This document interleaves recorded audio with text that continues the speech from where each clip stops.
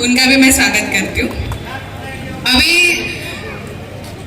Election का time उठा है तो चिखल मतलब कीचड़ फेक होगी, बहुत होगी, लेकिन उस कीचड़ में भी कमल सीधा खड़ा रहेगा।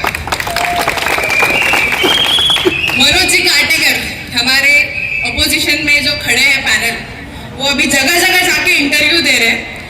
उनसे जब रिपोर्टर पूछ रहे हैं कि बहुत दिग्गज लोग आपके सामने खड़े हैं तो आपकी क्या स्ट्रैटेजी है, तो उन्होंने उस पर जवाब दिया है, दिग्गज कौन दिग्गज, टक्कर देने के लिए भी वैसे लोग लगते हैं। ऐसे उन्होंने हमारा संबोधन किया है। तो मैं इस मंच की ओर से उन्हें पहचान करवाना चाहती हूँ टक्कर वाले लोगों की। और से जो खड़े हैं श्याम जी भोईर, वो और उनकी पत्नी 2002 में नगर सेविका थी, सिटी से ही चुन के आए थे वो।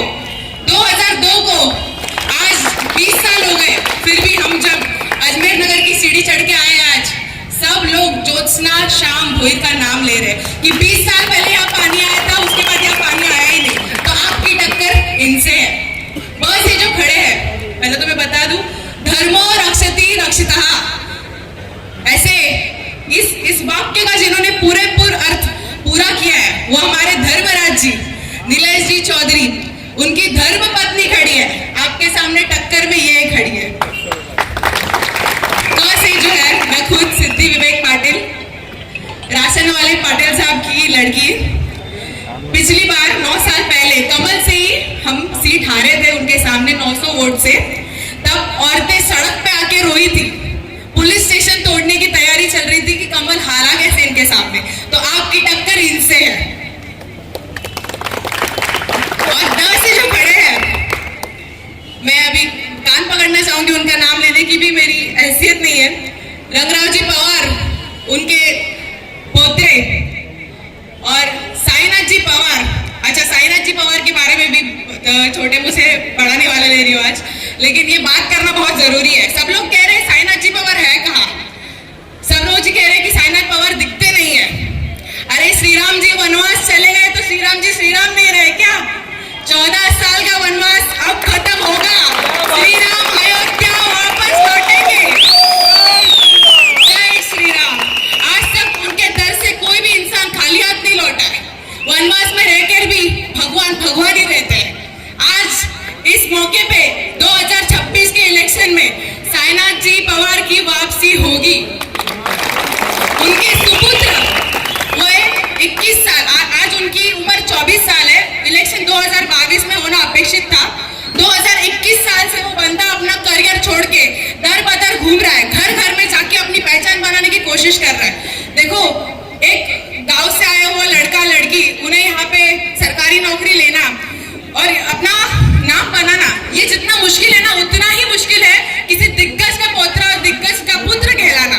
और उनका वो जो बार हाई सेट है ना, उसकी बराबरी करना उतना ही मुश्किल होता है। तो वो अपने उम्र के 21 साल से घर से निकले हुए हैं, करियर छोड़ के राजनीति में उतरे हैं, ताकि वो इतने बड़े जो नाम है रंगराव जी पवार, साईनाथ जी पवार, इनका ये पवार खानदान को जो नाम है वो बना पाए। तो आपकी टक्कर इनसे है।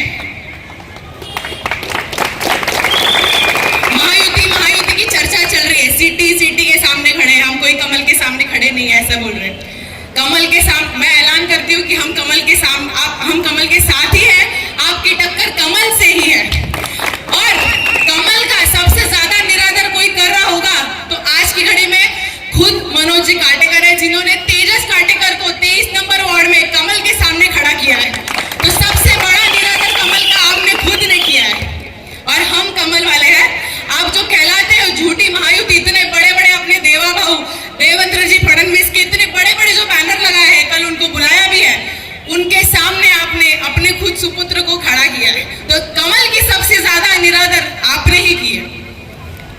अभी पिछले कुछ भाषण में साईनाथ जी पवार, उन्होंने कहा था कि जब चंदन बाग में आए थे, चंदन बाग के लोगों ने स्मशान भूमि को लेकर मुद्दा बहुत उठाया था, तब इन्होंने कहा था कि ऐसी स्मशान भूमि बनाऊंगा कि लोगों को उधर आके मरने का मन करेगा, 5 स्टार सर्विस। और आज कल मैंने उनका इंटरव्यू सुना है, वहां पे उन्होंने बोला है कि हिंदू संस्कृति में स्मशान का बहुत महत्व है।